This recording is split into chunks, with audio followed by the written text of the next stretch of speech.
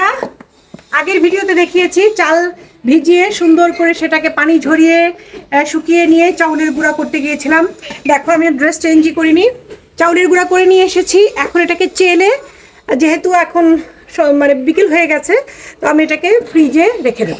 ঠিক আছে, এখন আমি চেলে নেব। দেখো 10 কেজি চাউলের গুঁড়া এখানে আনো।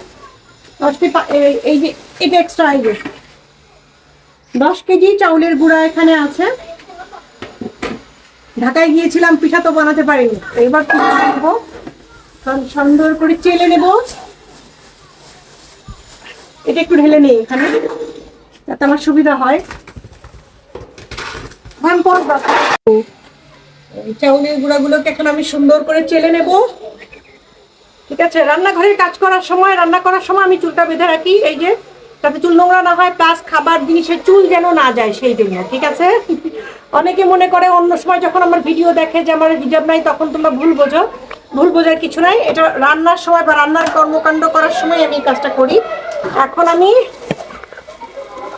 সুন্দর করে চেলে নেব। পাহান দেখো, বসো ওখানে, বসে থেকে ভিডিওটা করো। ওকে, বসো, দূরে বসো। তুমি তো জানো তোমার ভিডিও নিতে হবে, এখন তুমি শিখে গেছো, বড় হয়ে গেছো না, মামনিকে এখন হেল্প করতে হবে।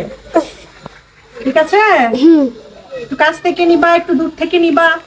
ছেলেকে ভিডিও করা শেখাচ্ছি, কারণ ও যখন বাসায় থাকে একটু হেল্প করলে আমার জন্য খুব ভালো হয়। সবসময় সেলফি ক্যামেরা অন করে ভিডিও করলে আমার কষ্ট হয়।